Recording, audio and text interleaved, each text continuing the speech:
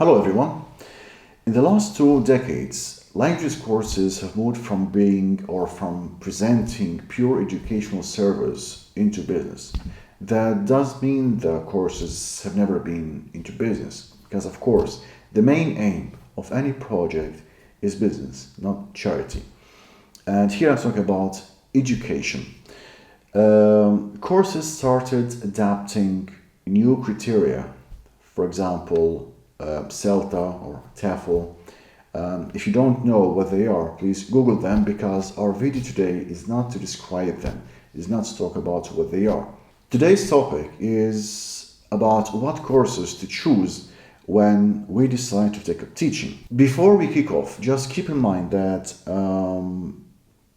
not everyone can enjoy the luxurious opportunity of choice, especially if you're making your first steps into teaching. Plus, people who have families must, at the end of the day or at the end of the month, pay the bills. Also, people who have relocated to other places for some compelling reasons, like wars, like natural disasters, they do have to say yes to the first or even second offer they receive, at least temporarily, at least until they find another option or good ground to stand on. Now, when do we know that we have reached the peak of our career? When we say no to a really good offer. For example, I had really a good job offer from a well-known company, and that company was famous, they paid well, they had offices all around the country. They asked me to work for them. At that time, I had been working for another company. I had been teaching online. And I didn't want to say no to that company because the offer was really good. But at the same time, the company where I was working was also really good. So I wanted to make some hard conditions for them. So they say no to me. So I was pushing them to withdraw the offer. So I wouldn't blame myself in the future that, they gave me a really good offer and I just said no. So I was actually pushing them. I told them that I'm working with one company, I'm working online, and sometimes in that new company I would have to teach offline, face to face. So I told them that sometimes during the breaks between 2 lessons, I want to use your laptops, your electricity, your classrooms, your internet to teach my students from the other company. If you say this, in normal situations, if you say this to one company, they would simply say, okay, the door is over there, get up. But they said yes. They simply said yes. Said, you have experience, you have certificates, and we want you with us. So in that case, I couldn't say anything but okay. And I signed the contract. And I actually did what I told them. I would teach 1 lesson offline, then there would be a break, like 90 minutes between 2 lessons. I would teach in their office the lesson of my first company, and then teach the second lesson of the first company, teach it offline or face to face. So here, when you tell your conditions and they say yes, or when you say no to such an offer from such a company, here you have reached the peak or the top of your career. Now, back to the kinds of courses. As in the previous video, we're going to divide them into groups, and we're going to talk about the advantages and disadvantages. The categories are pure educational, business, and commercial. Purely educational courses strictly follow the methodology they adopt. You have to stick to the plan and the book, because the learner at the end will be tested based on the book. Advantages. First, You are always guided. There is a plan you follow. You receive too much training, which really becomes handy after several years. Second, as a teacher, you are protected, which means the company will always support you when you receive some negative feedback from the learners. The company will always take your side. The company's policy is you, as a learner, don't judge by impressions or by feelings. You judge by the results. Our teachers are well trained and know what they are doing, and this is the policy you have been notified about before signing the contract, before paying us your money. So you have a shield that protects you in the company, of course, unless you frequently make deadly mistakes. Disadvantages. In brief, your life will be meetings, training sessions, meetings, training sessions, meetings, training sessions, or workshops. Meetings here, training sessions here, workshops here. The courses will be the center of your life. No social life outside the courses, and even inside the courses for reasons which we will discuss in the future in a separate video named The Bosses. No room for any creativity. The only creativity you are allowed to have is to use it to follow the plan and to fulfill the criteria or the methodology that the courses where you work adopts. Second, in the beginning, you'll be working on a low salary. You will have to travel for long distances and spend almost half of your income on transport. The key to success in this case is patience and patience again. As I mentioned in the beginning of the video, if you have the option of time. Second kind is business courses. Business courses combine some features of pure educational because after all they do educate people in languages, and some kind of freedom, which means they give the teachers some kind of freedom to express themselves. Advantages. You are allowed to have your own methodology up to a certain level. You don't actually have a detailed plan like in the previous group. Rather, you'll have a simple plan of your own, which you may use if you need. You can use your own material based on the learner's request or the learner's need, because the learners will sometimes ask you for some certain activities or topics to cover. The book in these courses will only show you or guide you throughout the learning process what grammar topics or the order of the grammar topics based on the learner's level, how to move from one grammar topic into another. So, for example, they tell you, and this is a very simple example, they tell you that in order to teach the third conditional, you have first to teach the zero, first, and second conditional. Second, concentrating mostly on business means that you are dealing with companies, not individuals, which means your salary in this company will be sometimes higher or sometimes much higher than in the pure educational courses. Disadvantages. First, most companies or most courses in this category are multinational companies, which means they have teachers and people from all around the world. They either work online or they work in their offices in case the company has some offices in different countries. So that's why you will not move forward in the company unless you are a citizen of the same country where that company was founded.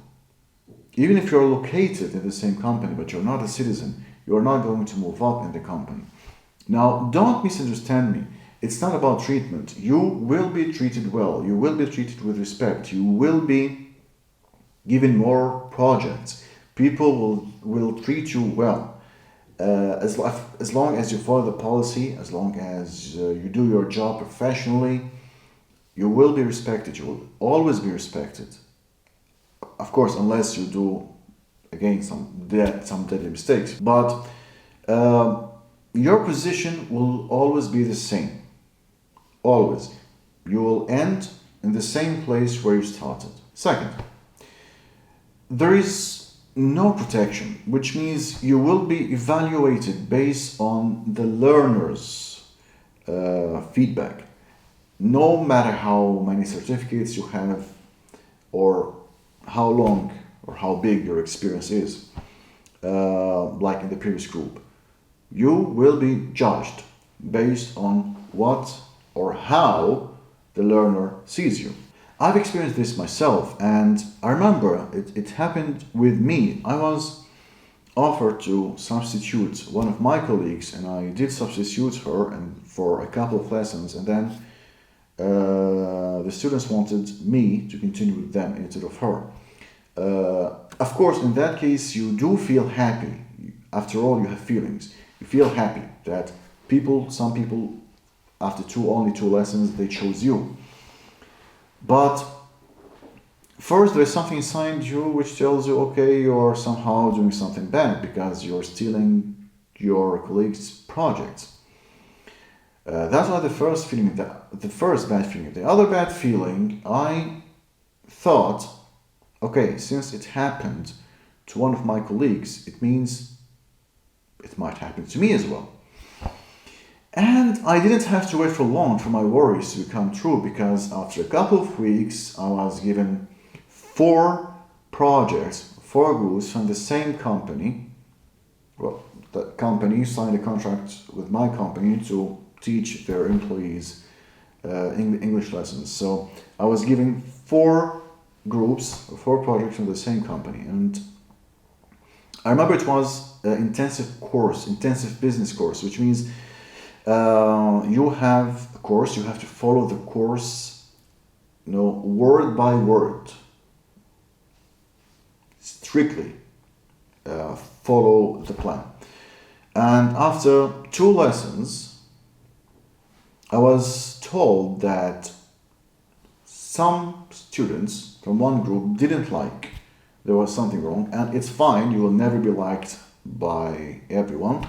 It's a part of our job, our business as teachers or as people who teach. So one or some students from one group didn't like. So what did they do? What did my company do? Took all of the 4 groups to another teacher. And then the story hadn't finished here, because after 1 week, I saw in the group chat of my company that this very same groups were asking for another teacher. So here, unfortunately, in this field of business, and I'll be very honest, teachers here are treated like clothes or something which is old-fashioned. I don't like this, I like that. Third kind of courses, commercial. The best way to describe these courses as department store or the grocery shop, and I'm not talking about famous supermarkets or shopping centers like Obi, like Metro, and like many others. No, I'm talking about the small grocery shop or department store just at the corner when you go late at night to buy some cigarettes when you are out of cigarettes. Or it's like an open market or market in the open where low income people or people with low income or no income, like most of you watching, like me, myself, go to buy some good products for fair prices. Now, this is the best way to describe these courses. It's as simple as that. You enter the shop, look around, choose what you like, pay, and then you go home or wherever you want to go. Advantages. First, you are the boss. You're literally the boss. You choose your own material, you make your own plan, or sometimes, or most of the times, there is no plan needed. You just try to make students speak, even if there is no certain topic. The main aim is for the students to speak. Second, you will have the opportunity to have your own fan club, which means students will choose their own teachers, and they will go with the teacher wherever the teacher goes. For example, there is a lesson for adults level B1 plus, and there are two teachers, one in room A, one in room B. So some students would take room A, some students would take room B, and even if all the students went to one room, had a lesson with one teacher, the other teacher had one student or no students at all, will also get paid, because, as I said, this is a market. You choose what you like. Disadvantages. Imagine you're the dean or the head of English department in Oxford University or Cambridge University, and you've been working in this company since the Punic War. Well, let me Google it. Okay, between 264 and 146 BC. You will always get the same salary as a person who had just graduated and started his first day in the company. Not only that, it's not only about the salary. The salary wouldn't increase, your position wouldn't increase. Unlike the previous company, when the salary would increase. Here, no raise, not in the salary nor in the position in the company. Everyone is the same, even regardless your certificates, regardless your experience, there is no way up in the company. Second, messy atmosphere. Not Lionel Messi. The atmosphere is messy. As I mentioned before, it's a market in the open. Sometimes the printer doesn't work, sometimes the laptop's battery is dead, sometimes the cable is damaged. You ask the secretary for help, and if you're lucky enough, the secretary will help you after the end of the lesson. There is actually no learning atmosphere, and I call a situation when I was having my first period in teaching. I was having a lesson, and the boss who was supposed to be responsible, who was supposed to take care of her business, she was sitting in the hall with an open door in winter, and she was just dealing with her nails or changing the polish. Everyone felt bad, including me, because of the smell. When we went to tell her, please either stop doing what you are doing, stop doing that, or at least open the windows for the smell to go out, she said, sorry, it's too cold to open the windows, and I have to deal with my nails because tonight I have a date with my boyfriend. So, of course, business can wait, but a boyfriend wouldn't wait. So these are the three categories of courses. Of course, it could be in English, could be in any other languages. These are the three categories that you will face whenever you decide to take a teaching. So try to choose carefully. Again, if you have the opportunity to choose, as I mentioned before, you don't have this delicacy of choice. So again, what I said was based on my own experience. It doesn't mean that this is the only experience, of course. You can share your own experience in the comments, you can share your stories, and thank you very much for watching. See you there.